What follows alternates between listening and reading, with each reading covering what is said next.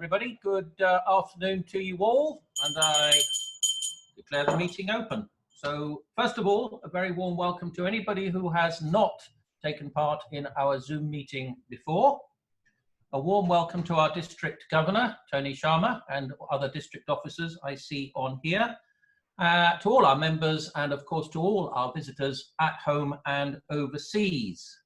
I know that Vasi was intending to get at least 5 visitors on here today. I hope they're all here. And Ian, you were attempting to get 3 visitors, and I hope your visitors have all managed to make it onto here today, which is fantastic, including 1 or 2 from Florida. Now, what I did last week at this stage was to ask if there is anybody who is in on this Zoom meeting from overseas. It would be great if you could give us just a 10-second, 15-second rundown of what is going on in your country at the moment, so we get an interesting first-hand experience of what's going on in some places in the world. And I know, for example, we've got some people from Florida. So could I ask, if you are currently overseas and are happy just to tell us what's going on in your country, could you just put your hand up very clearly like that, and Clive will unmute you and we will ask you to give an update as to what's going on in your country. Hello, Marcy. I'm sorry. Hi, I'm Marcy. sorry. I didn't see the C. That's okay. That's okay. I just wanted to make sure it was me. So Robin and I are both in Florida, but in very different parts of Florida. He's in an area, and he can tell you that's still very locked down, starting to open up. I'm 3 hours up from Miami, and as area called Melbourne, Orlando area, but basically Melbourne, much smaller, and we're basically open. Not everything, not nails, you know, which is, and hair, which is a first world problem, right? But restaurants are open, parks are open, stores are open. So, Marcy, are you waiting, presumably, to see if by opening up, you've opened up too early or not opened up too early? That seems to be the big question in all the countries, doesn't it? Right. Well, it seems like the numbers vary. I was reading the other day that Texas opened up, their numbers spiked. Georgia opened up, their numbers kind of flattened. So, but again, I'm probably the wrong person to talk to about this. I'm very healthy, so I believe in the herd immunity. I think we all ought to get out there and get it, or not get it. But I realize it's much more dangerous than just the regular flu. But Robin's in a place that they've been shut down pretty severely for quite a while. Yes, we have. Okay, well, shall we hear from Robin? Robin, tell us your experience at the moment. Yes, we have been shut down. Can you hear me? We can, yes. Robin. Oh, okay, good. Yes, we've been shut down pretty much since the middle of March. And we're getting tired of being shut down. Actually, a good part of Miami-Dade County is opening up tomorrow. Restaurants will start to be open, beauty salons will start to be open, but at limited capacity. However, in the city of Miami, in their infinite wisdom, we're still all locked down until, I believe it's the 27th of May. But that's not so bad because we're like 5 minutes from another city, South Miami, Coral Gables. So we can cross over the border and actually enjoy some of the amenities that South Florida has to offer. Beaches are still shut down, however, in most places. And I don't know about Marcy up in Melbourne, but all down here, it's completely shut down for beaches. Right, very interesting, the difference, all within one state. We've got different cities. Very, and proximity. Yeah, listen, it's great to have the two of you here. I don't know what time of the morning it is. It must be about 6, 7 o'clock, but you're both looking great. You're both looking awake, and thank you for joining us. It's fantastic. Is there anybody else from overseas who wants to give a report to us? Let me look through the screen, sir. Yes, it's Tim Moore, of course. Tim, of course. Tim. Oh, yeah, I've unmuted you, Tim. Okay. I've unmuted you. Okay. I'm in Brussels. Belgium is shut down in terms of the borders, but is open up within the borders, and all the shops are now open, and there's a lot of people on the streets. The schools hopefully will open next week, primary schools and things like that. So that's the situation in Brussels today. All right, getting a bit better, slowly. Okay. Anyone else, Clive, you can spot, or is that it? I think that's it. I think that's it. I think that's it. Okay, fantastic. Yep. Let's move on. Just in case you are here now and you are not here at the end of the meeting, I should tell you that next Monday is a bank holiday, but we have decided that a bank holiday Monday is no different to any other Monday, and we will therefore be holding our weekly meeting next Monday. It'll just be like a normal Monday meeting. I've got some updates to give you on various members.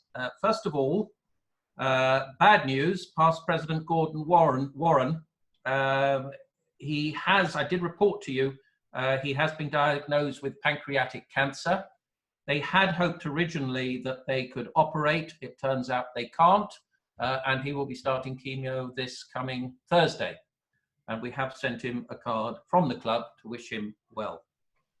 We've had a letter from Ruth Dunlop, one of our widows, who says everything is fine with her, which is great news.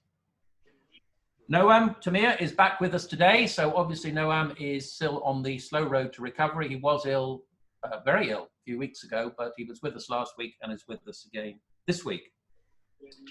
Past President Jack de la Cave. Is Jack on the, have you seen Jack? No, Jacques not on. Okay, he was hoping to join us, and I was going to congratulate him on his 60th wedding anniversary, which was yesterday. But I can't do that. If he comes on board next week, I will do it then. Past President Marion Cowden, who, as you know, has emigrated to New Zealand, I'm delighted to tell you, has just got engaged. I have some birthdays to report to you. Christopher Claxon has a birthday this week. Lord David Hunt has a birthday. Ulla Kite, Nick Tarsh, and Olivia Owl. All of you have got birthdays this week, and I will give you all notionally, I will give you digitally a pen, and that's it. That's all you get, a notional pen, I'm afraid, under the current circumstances. I've got no visits to other clubs to report to you. As you know, we had a very large contingent of people going to Vienna for Leonardo, which should have taken place over last weekend. The decision has now been made that Leonardo next year will be held in Vienna. They had everything arranged, everything was in place. So they are going to go back, well, not back, but we will be going to Vienna next year. I can give you the date. It's the 28th to the 30th of May next year, if you want to write those dates down. Obviously, they don't know the situation with the opera add-on, because what they tried to do this year was to arrange for those that wanted it on the Thursday, go over a day early and go to the Vienna Opera. They will be trying to do that next year, but they just don't know if they can do it. They don't know the dates, but the dates of Leonardo are the 28th to the 30th of May. A couple of district notices coming up this week will be the first ever Zoom district assembly. That is on Wednesday. As I understand it, there's no quota on that. And therefore, if you wish to come to the district Zoom, which more relates or specifically relates to next year's presidents and officers, but anyone can attend, the Zoom details are in district notices. There is the following day a district council meeting on Thursday, but that has got to be limited because of voting and various other things. That is limited to 5 nominees who have come forward from our council. So that is not open to everybody, but the assembly is. Charity matters. Now, our lockdown appeal, I'm delighted to tell you, now stands at over £7,000. We have donated £2,500 to St Mary's Hospital COVID-19 appeal. And I have a letter from them, which I will read to you. Dear Tim, on behalf of all of us at the Imperial Health Charity, thank you so much to the Rotary Club of London for their wonderful gift of £2,500. Your donation will go directly to our COVID-19 relief fund to provide emergency support during this difficult period to 5 hospitals within the Imperial College Healthcare Trust: Charing Cross, Hammersmith, Queen Charlotte St Chelsea, St Mary's and the Western Eye. Your incredible gift will enable us to support our extraordinary hospital staff to help them cope with the enormous demands that come with each day. At the same time, we will come to the aid of our vulnerable patients and their families who face sudden, unexpected financial difficulties as a result of their hospital stay. We will be delighted to stay in touch and share how the COVID-19 Relief Fund is supporting our hospitals. Once again, a huge thank you for your continued support of our hospital community, wishing everyone well at the Rotary Club of London. So that's been much appreciated.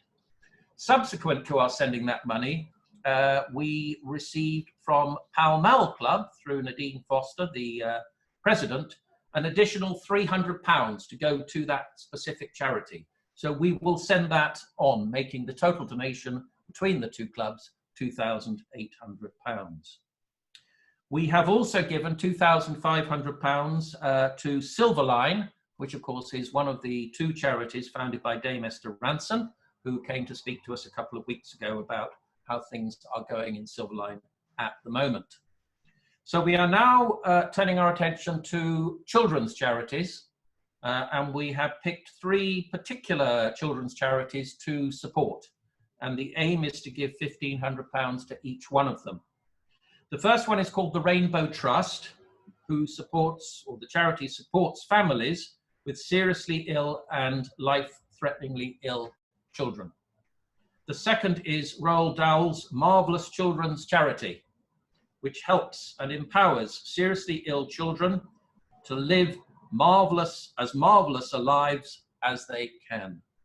And the third is a charity called Brainwave, which helps disabled children achieve greater independence by aiming to improve mobility, communications, and learning potential. But we do please need your money still to keep coming in to this lockdown appeal. I give £200 each month. I'm not telling you that so you can say, well done, Tim. I want to tell you why I'm giving £200 each month. I'm giving £200 each month because I have calculated that the cost of my travel to and from the Chesterfield, the cost of my lunch at the Chesterfield, by the time I bought 2 raffle tickets and the charity collection, that cost me £50 a week. 50 times 4 is £200 a month.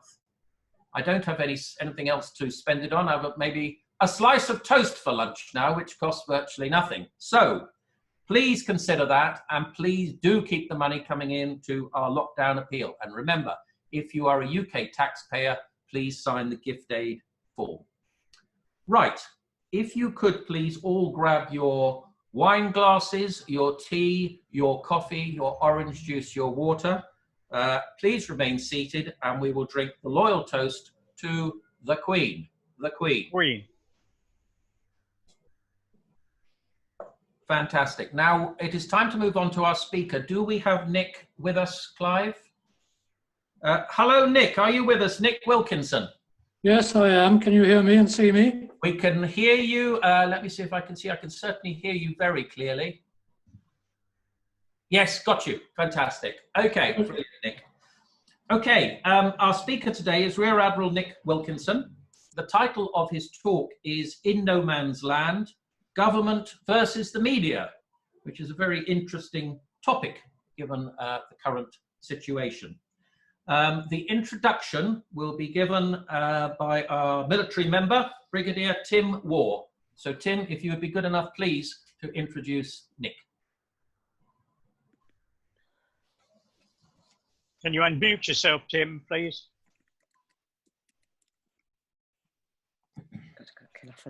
Yeah, I'm now on mute.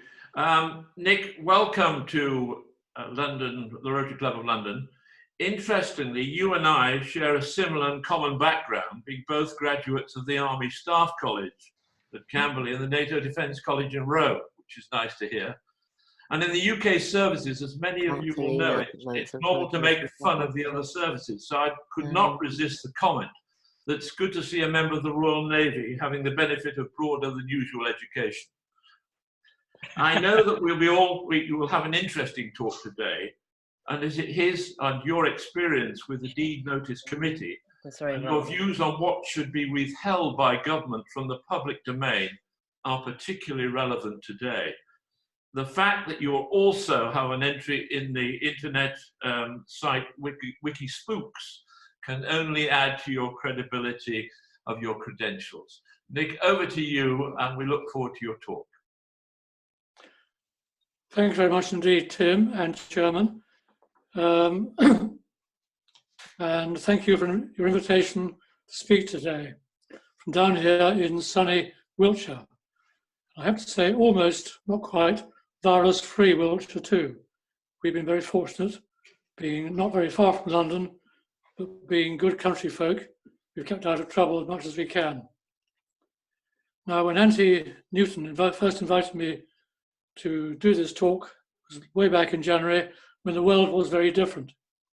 But I guess that national security is a timeless subject.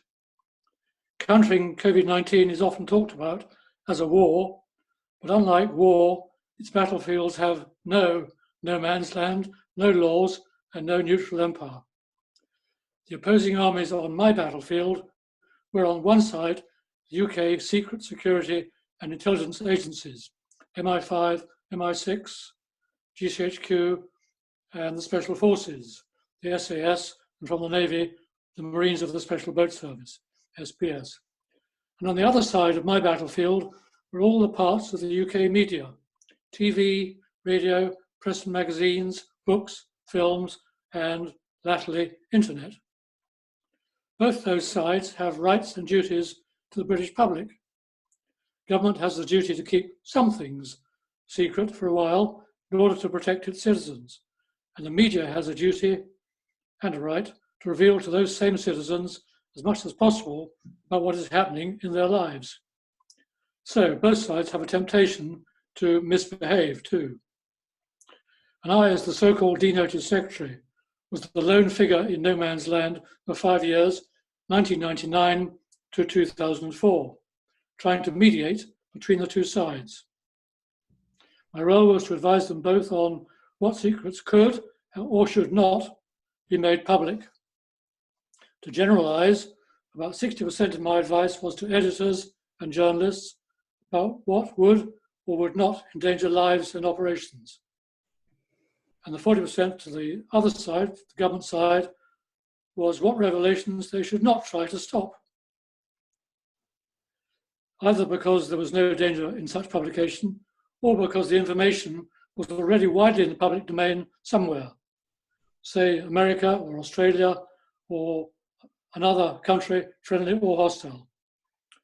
The denoted system came into being just after the Boer War. It was a compromise then, and it still is a compromise now. It aims to avoid outright official legal censorship. Edwardian politicians thought that would be terribly un-British, and so then did the British public. Everyone still calls the system just denotices, much easier, but certain historic basic principles still apply. I'm just going to talk briefly about how it works in practice, give some examples from my time. There are now only 5 short, standing denotices. They give general advice, not case-specific advice, to media and officials about agreed national security constraints. National security is defined rather loosely as involving grave danger to the state and or to individuals. That definition, of course, does not normally cover viruses, unless they were being used as biological warfare, God forbid. The notices cover what you might expect: security of operations and plans, equipment, from nuclear down to conventional, secret agencies and special forces, sensitive locations, and the identities and personal details of the secret security personnel. The denoted secretary himself is responsible solely to a bipartisan committee. This is composed on one side of senior civil servants from the responsible ministries, MOD, FCO, Home and Cabinet officers. And literally on the other side of the committee table sit the senior representatives from all branches of the UK media. They meet just twice a year. The secretary is always now a retired senior military officer who is accessible to everyone, including the public, 24/7, 365. And the secretary gives case-specific advice. Internationally, the system is unique to UK. It is also unique even by British institutional standards in several other ways. It's adversarial, it is non-statutory, using it is voluntary for both sides, it is advisory only, it has no powers other than persuasion, and the Secretary is independent and reports equally to both sides. Although he's a temporary civil servant for pay and admin, he's an independent advisor. No minister has any powers over him.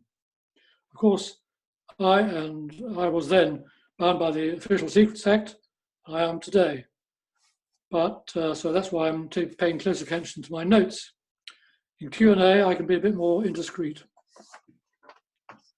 I only agreed to take the job if certain of my own beliefs were confirmed as acceptable to both sides. Firstly, I believed, and I still believe, that everything done in the name of the British public should be revealed to the public. And the only question is, how soon? Should it be immediately, or when an operation or other security matter is over, or when an endangered individual is dead? Secondly, I believed, and I believe now, that it really must be about security and not about protecting political or official embarrassment. And thirdly, I believe the system must be transparent to the public. So how can such an eccentric, voluntary, elderly system work in the modern global world? It's a question that was often been asked. When I was later writing the official history of the system for the Cabinet Office, I discovered in the BBC archives an apt, very British 1950s response to that question. It just said, it works because it works. Well, my stint as NATO Secretary covered the first part of this century. They were very interesting and busy times for defence and for security. They included the tail end of the Troubles in Northern Ireland, immediately after the Good Friday Agreement, the tail end of the Cold War in the 1990s, the height of the USA sole superpower domination, and UK's close links with all that, including, of course, such effective operations as the no-fly zone over Iraq, imposed and enforced by the coalition. Then in 2001, 9/11, everything suddenly changed. First, there was the retaliatory coalition operations in Afghanistan, and after a short pause, their extension well into my tenure of office. In 2003, we had the controversial US-UK invasion of Iraq and the subsequent long occupation. And starting more evidently in UK after that, the rise of Islamist terrorism inside UK. And interspersed in all those, there were several military sideshows, such as East Timor, Libya, and Sierra Leone, mostly now forgotten. And in the UK publishing world, the great popularity of SAS novels written by such ex-troopers as Annie McNabb, bestsellers, and they kept the pot on the boil with the media obsession with Special Forces operations. Now a few examples from each. In Northern Ireland, even peace did not mean the end of some threats to stability and some revenge threats against those on all sides who have been involved. For example, there were a number of ex-soldier agents, ex-British Army soldiers in both communities working undercover, but by 1999 they had been largely abandoned by the Army and by the Civil Service, UK Civil Service. And so they had to look after their own futures. That meant for me that their identities and their security deserved some denoted protection as British citizens. The most unusual case was an alleged double agent known by the codename Steak Knife, claimed by the media to also been an IRA internal executioner. But to me, whatever the truth, he now had to be considered as just another endangered British citizen. And for his protection, I was therefore freely accessible to him and to his Belfast lawyer. The several ex-Special Forces authors I mentioned did not all possess great literary merit.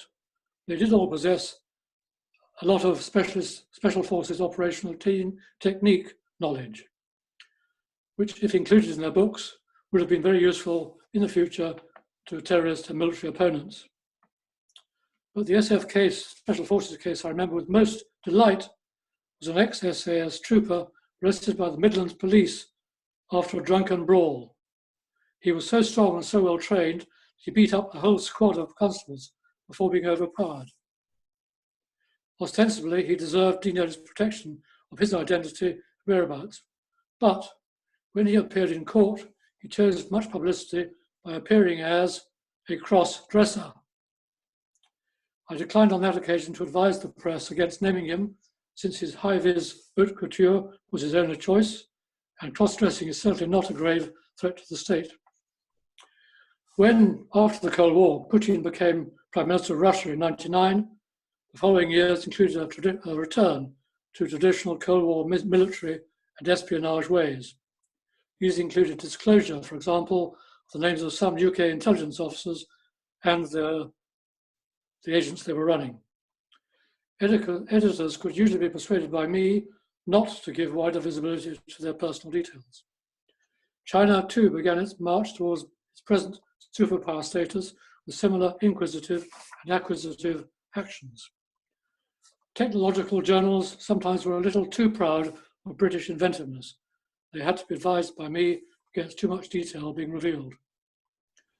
Conversely, UK itself had a lazy hangover or two from the Cold War days. When I took over, aerial photography and ordnance survey maps were still subject to denotice restrictions. No private flying was allowed over certain research establishments, and ordnance survey maps had blanks over some locations. For example, the huge old nuclear research establishment near Reading and the big golf ball communication intercept aerials at Fylingdales.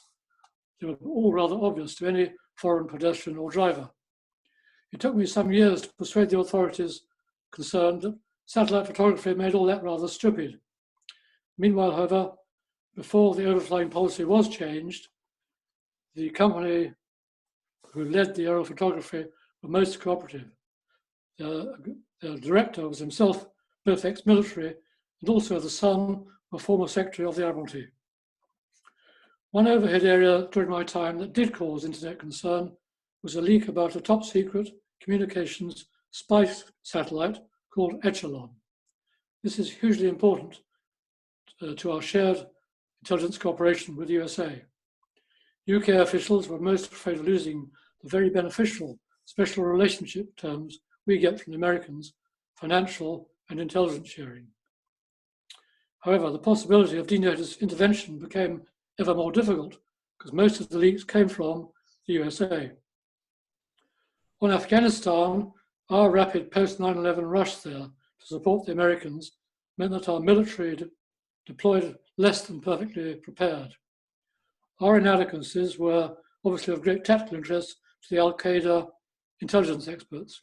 One example was that our helicopters were not fully equipped initially to fly at night. So I asked all editors not to publish that information till the deficiencies had been rectified many months later. When I explained in outline why, editors all accepted my request, as so often commenting, "Okay, now you pointed it out, it's obvious."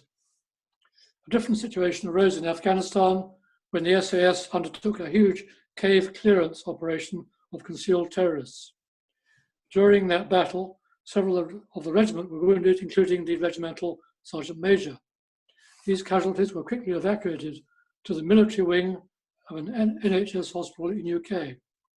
But unfortunately, neither I nor the mod were forewarned about this. A civilian hospital porter quickly tipped off a local newspaper, and the sensational news immediately spread from there to national press and TV. The personal security of the casualties and of their families thus became vulnerable to revenge attacks. I did manage quickly to reduce the publicity given to details, but I could not do so totally before the army had to take strong protective measures both at the hospital and at the SAS Mary Quarters patch in Herefordshire. On another occasion in Afghanistan, a small passing patrol of SBS Marines came across a rebellion of Al-Qaeda prisoners in a fort. Without having time to cover themselves, the Marines immediately intervened. They rescued a CIA hostage and put down the rebellion. But they were photographed by a local TV cameraman doing so. He then networked this dramatic and gallant footage to over 300 international TV companies. I discussed this disclosure of Special Forces identities with the ITN editor who had the UK footage. He retorted that the Marines had known they were being filmed, they'd made no effort to cover up. I pointed out that their only alternative would have been for them immediately to have shot the cameraman. So, with international media, win some, lose some.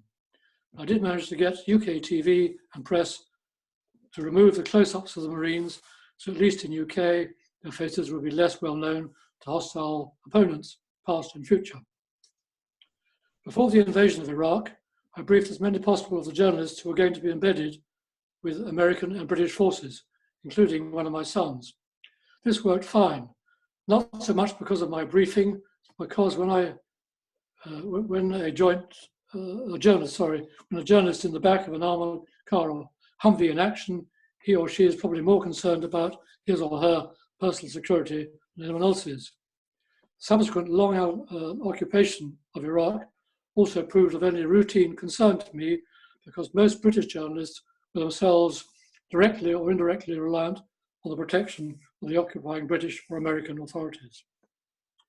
The rise of Islamist terrorism in UK was quite gradual. Initially, teenagers' activity was mainly reminding editors and even speculation about anti-terrorism measures, if well informed from other sources, was sometimes very close to the truth, and therefore of deep interest to potential terrorists. Now, some examples from the fringe operations. In East Timor in 1999, the spearhead UK detachment was from the SBS, who were rushed there to help the Australians quell the rebellion. They landed from their aircraft wearing and carrying what they had managed to grab before their very rapid departure. This included their distinctive SF weapons and their distinctive camouflage jungle uniform. So this elite but undisguised phalanx was met off the plane by a phalanx of the international press. And that resulted immediately in magnificent en clair front page photographs in UK and elsewhere of our so-called secret Special Forces troops. The dad of one of these lads complained about this blatant failure to protect his son's personal security. On investigation, it was found that the big photograph and other personal details had in fact been given to the UK media as a local boy story by the same Marine's proud mum. In Libya, the Observer had a story from a disaffected whistleblowing MI5 insider that MI6 was involved in a plot to assassinate President Gaddafi. As so often, the story was untrue, but the leak did include a secret message giving away details of certain anti-regime Libyan MI6 contacts. I managed to persuade the newspaper not to publish those details for just as long as it took MI6 to extract those secret local contacts out of Libya to a place of safety. During UK's successful aid by our Army and Navy to the Sierra Leone government in 2000, a gang of very vicious rebels called the West Side Boys captured a small group of British soldiers and imprisoned them in a jungle village. A Special Forces rescue team was secretly sent out to Sierra Leone. I immediately heard on the media grapevine that some of the SAS had been recognised on arrival by UK journalists already there. We knew that the West Side Boys listened to the BBC World Service, so it was vital that nothing about the intended rescue was published or broadcast. Otherwise, the hostages would have been killed or hidden elsewhere in the jungle. All editors agreed with my urgent request not to publish anything until the rescue had been achieved. Not a word was published, the rescue was successful, and then the stirring story could be published. Finally, to return to the invasion of Iraq, its run-up. Some of you may have seen the recent film Official Secrets, starring Keira Knightley. I was named and portrayed on screen by an actor, and the actual words of advice I gave to the media in that case are scripted exactly as I'd then spoken them. For those who have not yet seen it, it is factually mostly accurate film concerned an idealistic young Mandarin-speaking British GCHQ analyst named Catherine Gunn. She considered, probably correctly under international law, that the imminent invasion of Iraq would be illegal. She leaked that the American equivalent of GCHQ, the NSA, was asking our people to help hack into the secret diplomatic signal traffic of the non-permanent members of the UN Security Council. This was in order to persuade them to vote for a pro-invasion UN resolution, which, as Bush and Blair wished, would have legalized the invasion. The advice I gave the journalist who consulted me about the leak was in line with the principles I mentioned earlier. It was that this news story was a political embarrassment matter, not a security matter. The Observer published accordingly, and Mrs. Gunn then confessed and was prosecuted under the Official Secrets Act. In due course, in court, she surprised most present by pleading not guilty, but the government side immediately declined to proceed with her case. This was indeed mainly for reasons of very high political embarrassment. The D-Notice no man's land is a very strange place in which to work, but I feel it is an intelligent and grown-up way for a mature democracy to achieve a just balance between necessary secrecy and necessary transparency. Ladies and gentlemen, this has been a gallop through how this unique British system works. 15 years later, some aspects of the security world have changed, especially technologically, but the principles remain the same. So I'm very happy now to answer any questions on what I've said or anything else linked to it. And I'm only sorry not to be able to prolong that Q&A session in person over an offline lunch. Thank you very much. Nick, thank you very much indeed. That's absolutely brilliant. It is a great shame we're not sitting having a lunch, but that's life, I'm afraid. What normally happens now is Clive will facilitate the questions and will unmute those people who indicate they have questions for you. Yes. So Clive, over to you, please. Thank you very much. If you have a question, would you please raise your hand? And just be patient because I have to go through several screens to see you all. So can I just start? Anyone on my, you won't know who's on my first screen. Anyone here? Yes, Maha, I will come to you. I'm going to unmute you. Please ask your question. Yes. Do you think, sir, that invasion of Iraq was based on a lie, as everybody, but is it true or an humanistic point of view? Maha, you are breaking up at the moment. This is another question about, is it right to have a country with 5 million refugees out of the country running away from the war, 3.5 orphaned, baby orphaned, and the whole system of Iraq has changed. Those people are really fanatic about their to Islam, and country in a mess. I missed some of the second part, but I think I got the gist of it. First of all, on the legality of the invasion, it was never actually in the end tested because the United States and the UK invaded without a UN resolution. One of the reasons for the political embarrassment was that if it had gone to court with Catherine Gunn and she pleaded not guilty, it would have gone to a trial which would have required secret intelligence people to give information, and the legality of the war then could have been challenged in court. So that was that part of it. As to the situation in Iraq since, before the invasion, as I mentioned, we had the no-fly policy which kept the Kurds in Iraq pretty safe. Christians and people like that could work as long as they kept out of politics. And Sunnis and Shias got on more or less, again, as long as they kept out of politics. So you can have your own view about whether the legacy of the Iraq invasion was good or bad. I think it was bad. Am I unmuted? Yes. Yeah, you're unmuted, Doug. Yes. Great. That was excellent, and some fascinating stories in there. I declare an interest before you, so that you're aware. I'm managing editor of the Evening Standard, and I've had I got to know Andrew Vallance, one of your successors, very well. Now my question is, in I think I believe from what you said that you feel that it's a balance between the sides, and they are two sides, but the press, the media, are generally held and uphold a responsibility.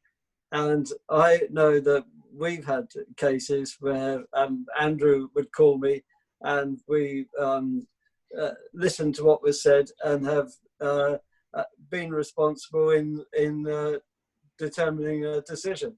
The press also has done things with Prince Harry, when he was on the front line, to keep things out of the news. Yet the press get a bad press generally, and are often slated for telling too many stories. What is your view? Is it a good balance, and are the press responsible? I think the designated system works quite well because it's adversarial, and the senior media people and senior officials have agreed rules, and editors know that, and both sides know there's an advantage in having this kind of gentlemanly system where intelligence is more important than strict adherence to particular rules. In my 5 years, I can't think of a single case where there was serious danger to an operation or a person where editors didn't in the end accept my advice. I couldn't always tell them exactly why, but they said, we know you, we trust you, and if you say someone's going to get killed or some anti-terrorist operation will be aborted or whatever, okay, we'll take your word for it. And the story was either pulled or usually the story came out, but with the secret details, the endangering details removed. So I think the system worked pretty well in my time. As far as I know, it did in Andrew's time too. And continues to do so today. Good. Well, thank you for saying that. It's heartening to hear from the inside. Thank you. Thank you. Yes, thank you very much for a very interesting talk.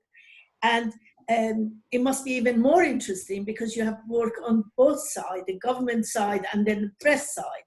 But can I say that I don't totally agree with that journalism are never influenced by the billionaires, owners or shareholders. And on terms of press, and in Iraq war, Tony Blair, before he talked to the parliament, he had editor of The Sun, Trevor Kavanagh, and talked to him. And it was based on a lot of lies, which many people know now. And he took all the press along with him until after. And then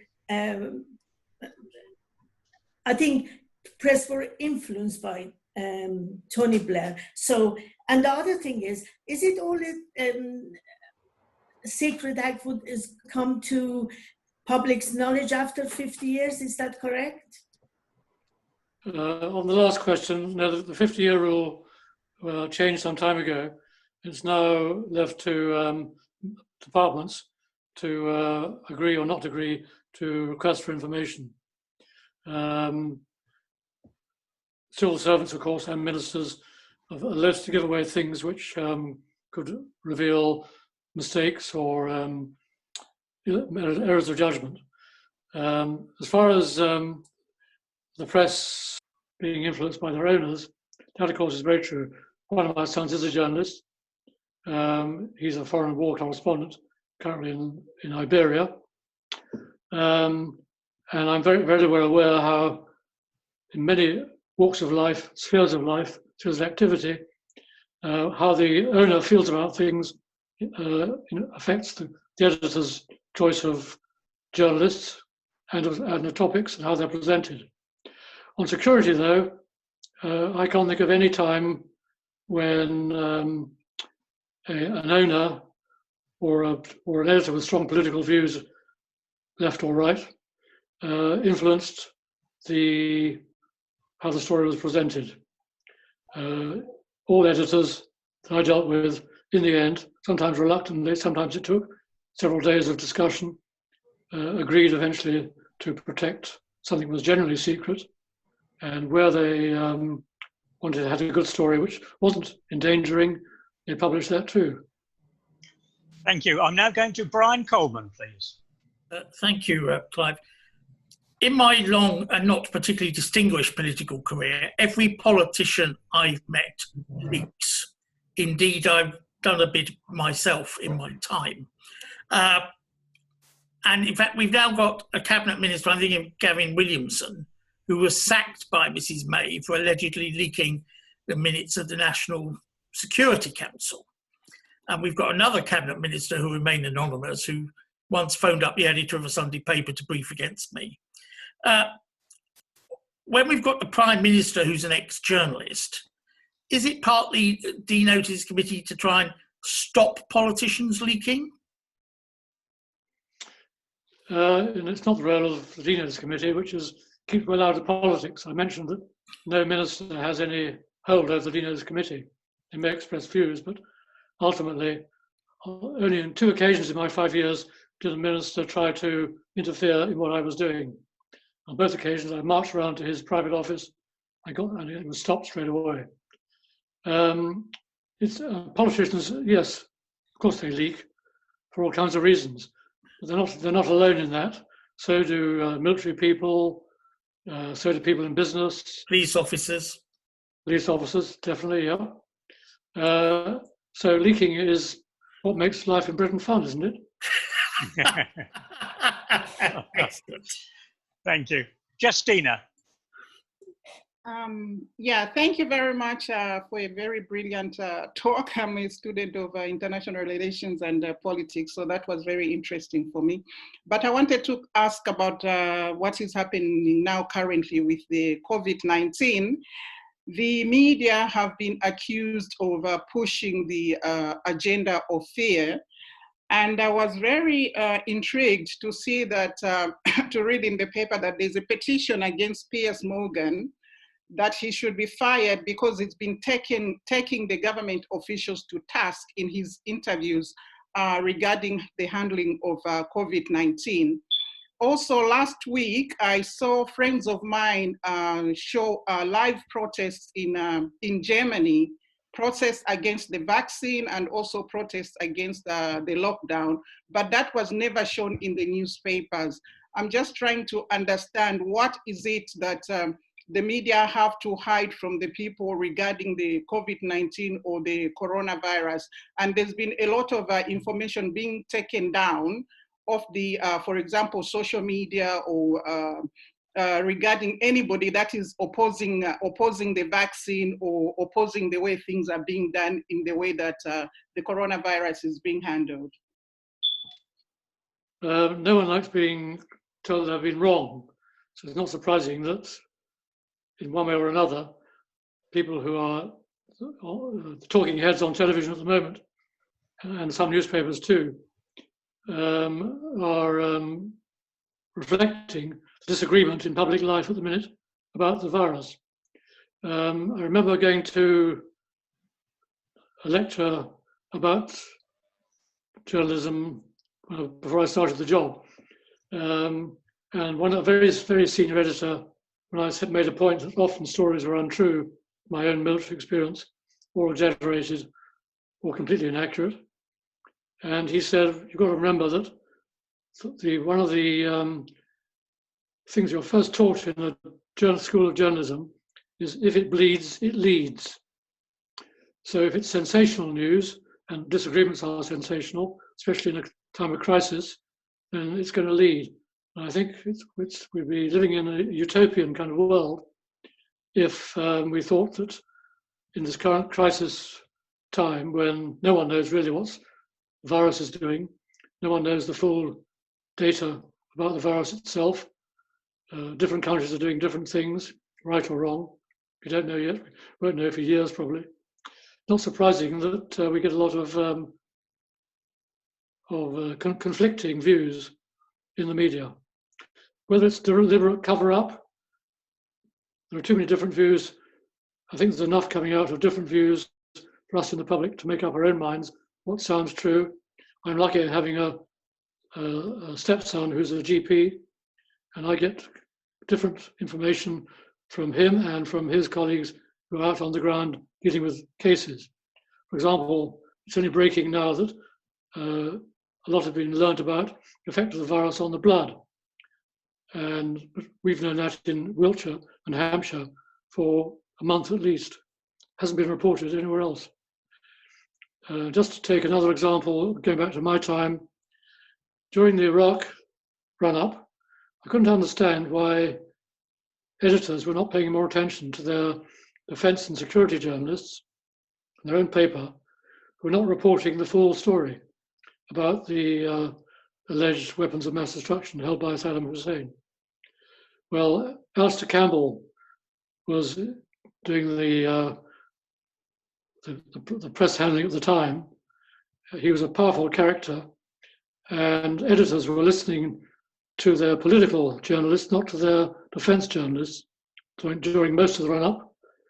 There were some exceptions, like Richard Norton Taylor in The Guardian, but very few getting their editor's ear during those crucial run-up months. That more than that on virus, I can't say. Thank you. Thank you. Yes, very much. I'd like to ask your question, please, Margaret. Yes, thank you. Thank you, Rear Admiral. It's good to hear somebody with such vast experience talk about these matters. After all, prior to the Iraq question, the infamous lies before the invasion, where we are the journalists, of course, I'm sure you've just answered part of that. But my real question is, the present hostilities and mistrust between the government and the press, would you say it was the Iraq question that really is the catalyst, that really sparked this whole mistrust and hostilities? Your sound was slightly breaking up, so I didn't quite get the last bit of your... Yeah. Will you say, I said to you, after all, the journalists were there, the press was there, the media was there before the Iraq invasion and all the lies. But that doesn't matter now, it's all history.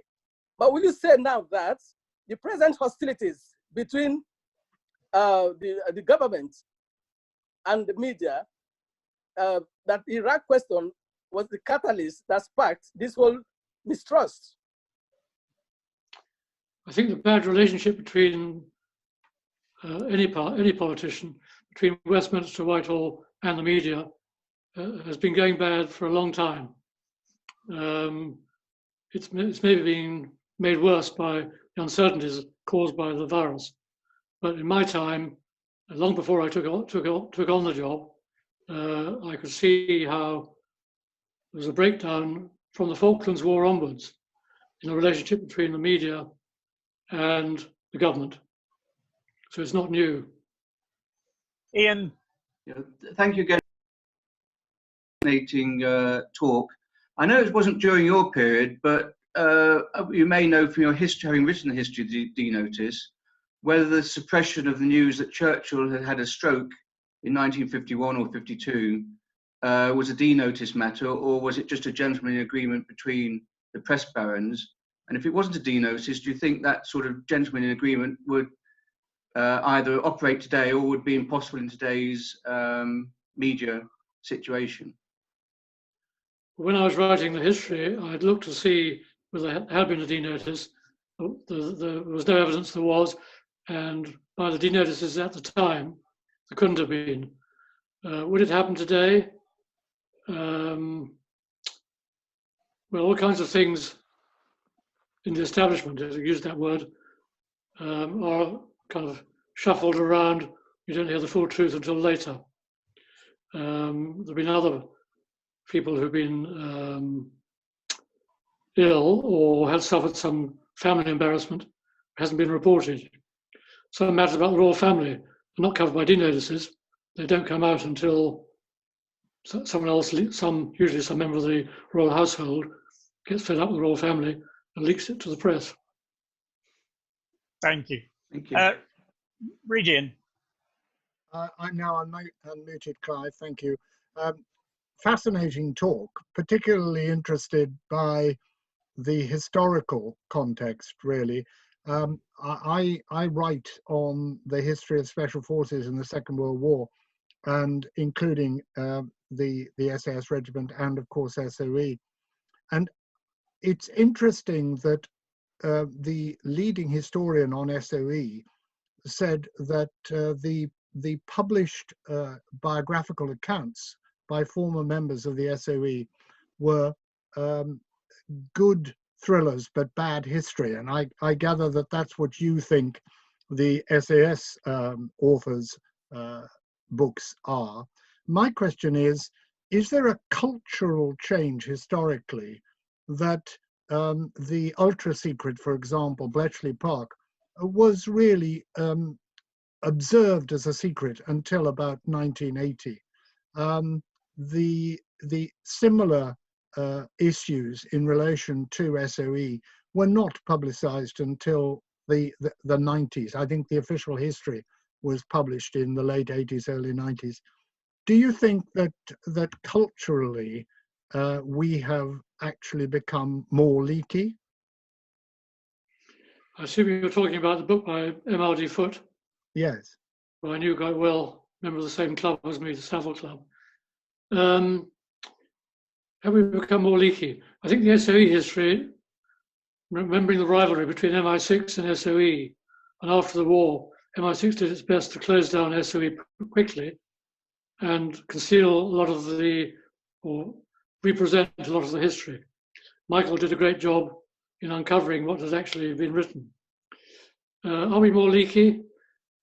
SAS soldiers, the SPS is a bit different. They're more,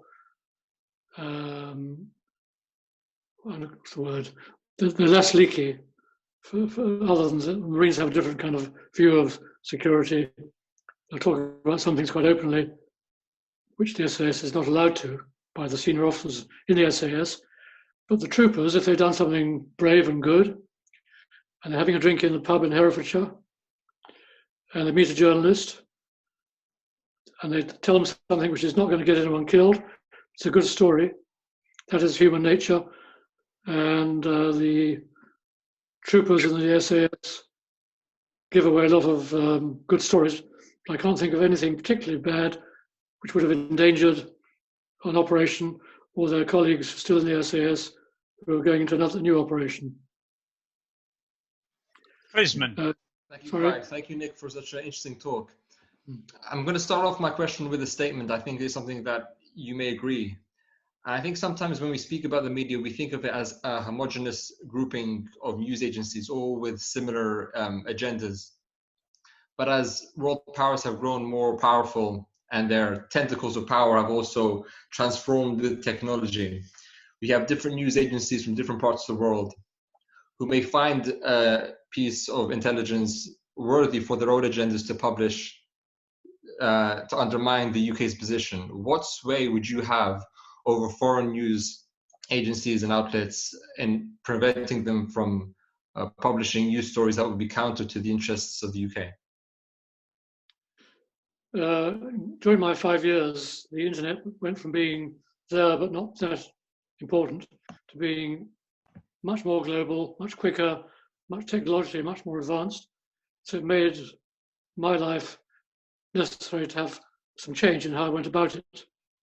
And I started going around all the schools of journalism and obviously the newspapers and TV companies, trying to do preventive medicine, if you like. In other words, making journalists understand what would cause problems and get someone killed or an operation aborted.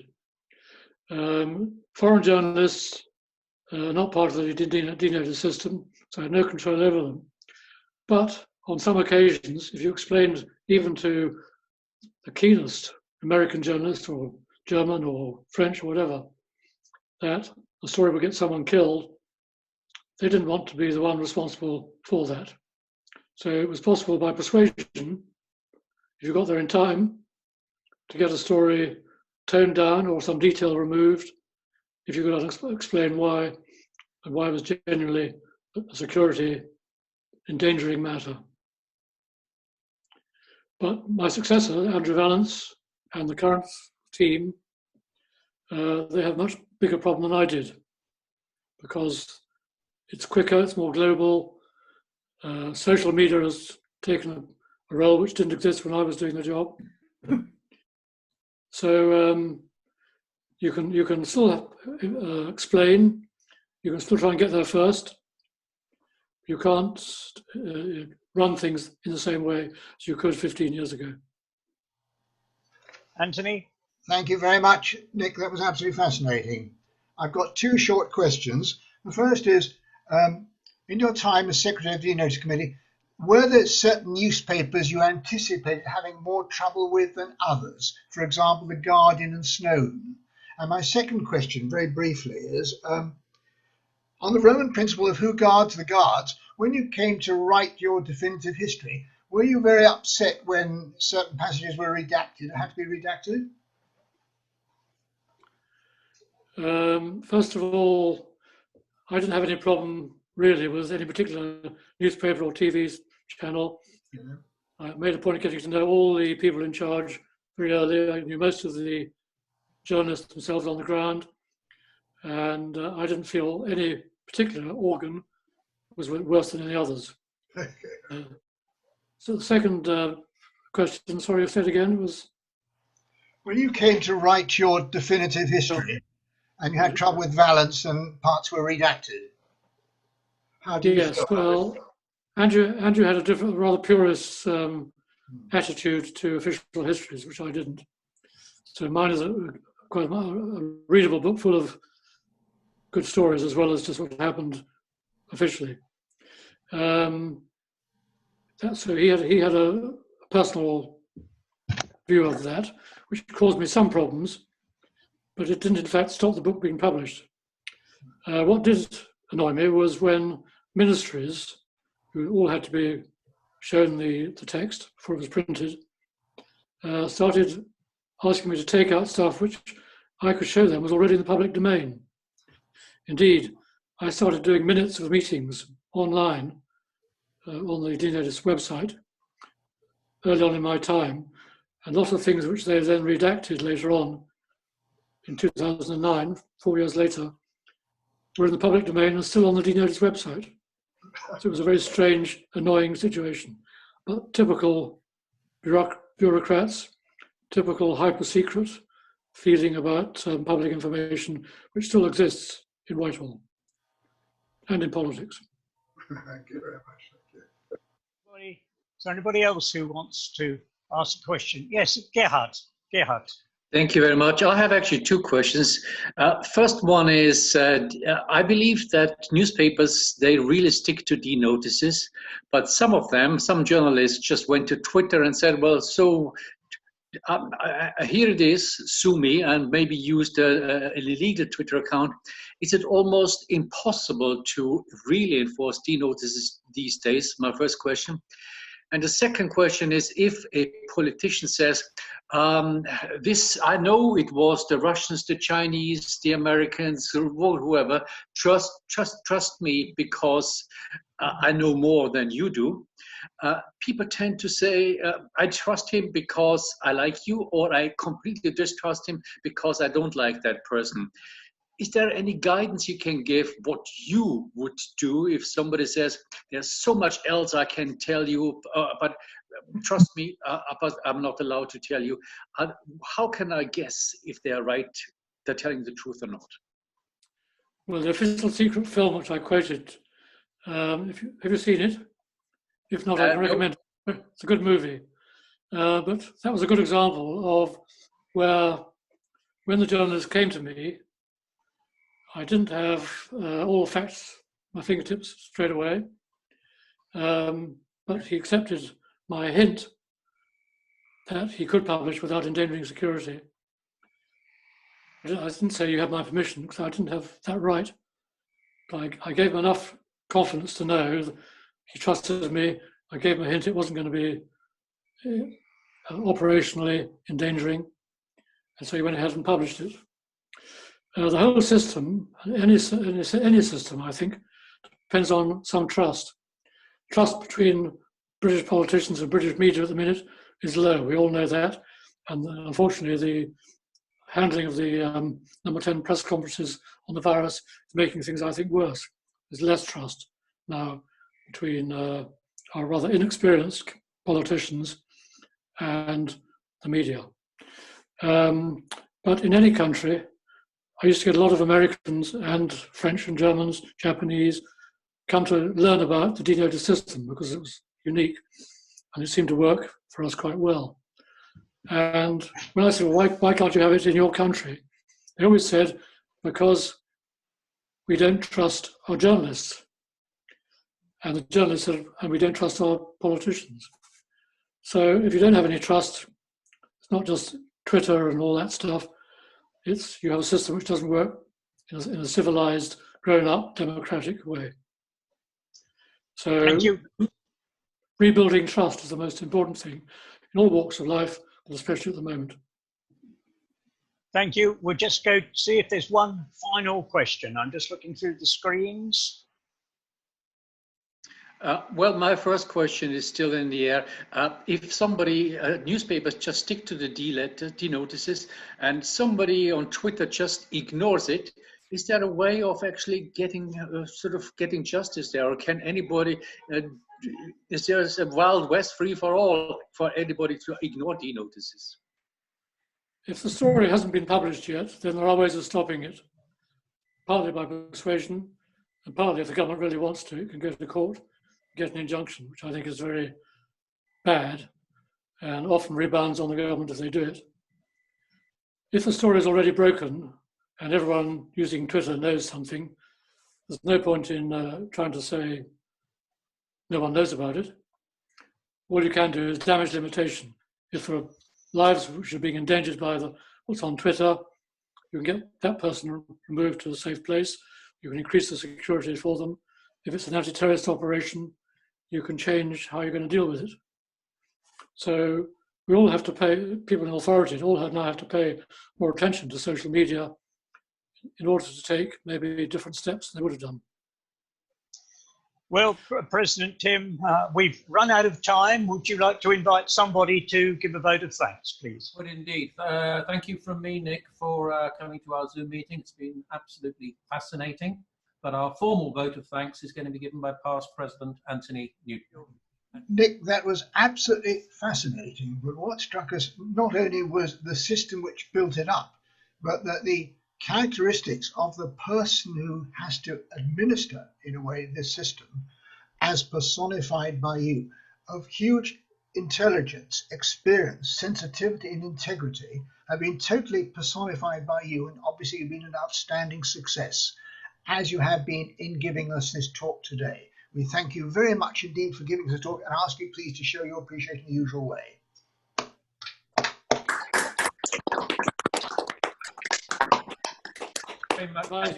Thank you for some excellent questions too. Thank you very much. And Nick, I have here a speaker's certificate from the club, which I will be scanning over to you with my thank you letter. So you'll get that tomorrow morning. Thank you very much. Thank you very much indeed. Thanks, Nick. Okay, so I did tell you at the beginning, those that were with us at the beginning, that we will be having a meeting next week, despite the fact that it's a bank holiday. And as you're all aware, we have covered a lot of aspects of COVID. We've covered the medical position, we've covered depression, we've covered loneliness, we've covered the economy, and now we have touched with Nick on the press. It is a fact that in this country alone, we have had 34,000 COVID-19 related deaths, which is absolutely horrendous. So next week's subject will be death and bereavement. And we have a speaker called Ben Abdi Collins. And the title of Ben's talk is Love, Dying, Death and Bereavement. That should be very interesting. Clive, I would like to thank Clive very much for facilitating this meeting. I would like to remind you all of the lockdown appeal. Please don't forget it. Everybody is now unmuted. We have been joined latterly by Jack Delacave has joined us. Jack Delacave is here. Yes. Delacave, past president. Yes. Are you there, Jack? Yes, I am. Okay, well, at the beginning, I did congratulate you on yesterday getting to your diamond wedding anniversary. So many congratulations, and can everybody please clap Jack on that amazing achievement. We all hope you are keeping well, Jack. Absolutely. Fantastic. All right. Delighted to be with you. Great to have you here. All right, final toast. If you all grab, if you've got any wine left, any beer left, any coffee, any tea, grab it now. Remain seated. The final toast, of course, is Rotary and peace the world over. Rotary and peace the world over. Fantastic. Thank you all very much.